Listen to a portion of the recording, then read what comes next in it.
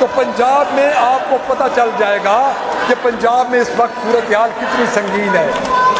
जनाब चेयरमैन, मैं ये फ्लोर ऑफ द हाउस पे कह रहा हूँ, मेरे अगर इन दावों को झुठलाया जाए, हमारे साथ मौजूदा चीफ मिनिस्टर, जिसको हम फॉर्म 47 की मिनिस्टर कहते हैं, जिसको हम जेली मैंडेट वाली चीफ मिनिस्टर कहते हैं, आके हमारे साथ मुनाजरा कर लें। जनाब चेयरमैन, इसीलिए वर्ल्ड बैंक कह रहा है कि एक साल में 1 करोड़ 30 लाख मजीद गुर्बत की लकीर से नीचे चले जाएंगे। और मैं ये समझता हूँ कि ये पाकिस्तान की बदकिस्मती है कि चचा भतीजी की हुकूमत है।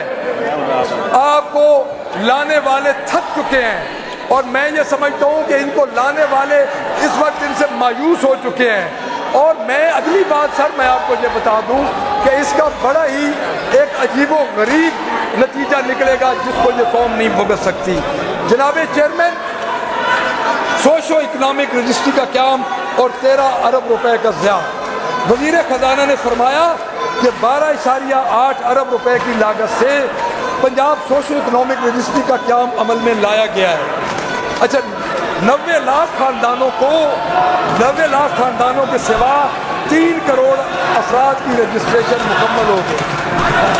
जनाब, ये सरासर अवामी पैसे का ज़िया है। देखना चाहिए कि तकरीबन 13 अरब रुपए किन की जेबों में गए, ये देखें 13 अरब रुपए किन की जेबों में गए जनाब चेयरमैन। और क्योंकि पीटीआई दौर में 3 साल की अनथिक मेहनत से अवाम का ये डेटा इकट्ठा किया गया था। इस प्रोग्राम को एहसास रजिस्ट्री प्रोग्राम का नाम दिया गया था। इस प्रोग्राम के तहत पंजाब में डोर टू डोर सर्वे किए गए और 3,44,00,000 से ज़्यादा अफराद का डेटा इकट्ठा किया गया। जनाब चेयरमैन, आप भले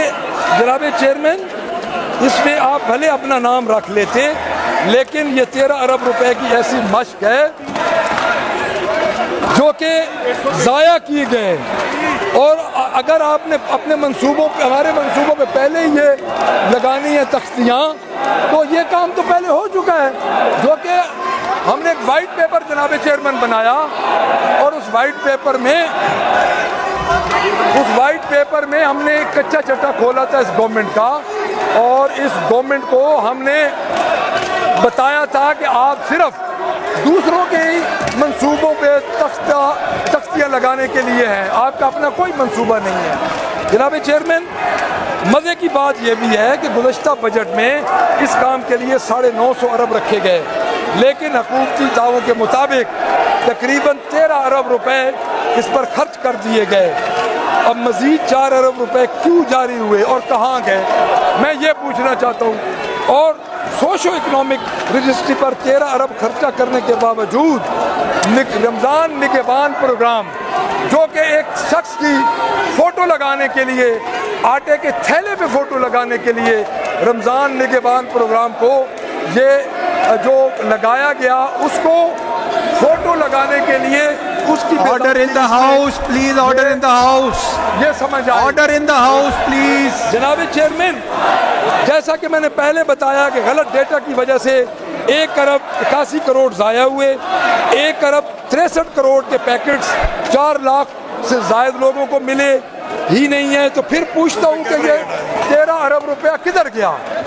13 अरब रुपया जनाब चेयरमैन, मैं ये समझता हूँ कि मौजूदा हुकूमत जो है, वो मौजूदा हुकूमत इस वक्त फॉर्म 47 की, मैं बार बार एक बात कर रहा हूँ, जेली मैंडेट और फॉर्म 47, ये हुकूमत उसकी है। और मैं ये समझता हूँ कि जब आपके पास आवाम की मॉरल सपोर्ट नहीं होगी तो आप क्या करेंगे। और ये बजट इसी चीज़ की अक्कासी करता है कि इस गवर्नमेंट के पास आवाम की मॉरल सपोर्ट नहीं है। अब जनाब चेयरमैन, वज़ीर ख़जाना साहब ने अपनी तकरीर में ये कहा कि वज़ीर आज़म शहबाज शरीफ की क़यादत में और मरियम नवाज़ की दानिशमंदाना माशी हिकमत अमली के तहत गुज़श्ता 1 साल के दौरान मुल्की GDP की शरह नमो में इजाफा हुआ, जो अब बढ़कर 2.7% तक हो गया। जनाब स्पीकर, ये मुस्लिम लीग का पुराना वतीर है, ये जमात का पुराना वतीर है। झूठ और मफरूज़ों पे ये पूरी एक इमारत खड़े करते हैं। झूठ और मफरूज़ों पे ये इस इमारत को बनाने की कोशिश करते हैं और मैं ये समझता हूँ कि झूठ और मफरूज़ों पे बनी हुई इमारत नहीं चल सकती। अब मैं बताता हूँ आपको जनाब चेयरमैन हकीकत क्या है। जनाब चेयरमैन हकीकत ये है कि PDA 1, 2 और उन्हीं की निगरान हुकूमत मुसलसल 3 साल से GDP का टारगेट हासिल करने में नाकाम रही। PDM हुकूमत के पहले साल 2022-23 में पाकिस्तान की GDP ग्रोथ मनफी में चली गई थी। ये ऊपर को तरक्की तो सुना था, नीचे को तरक्की मैंने पहली दफ़ा देखी है।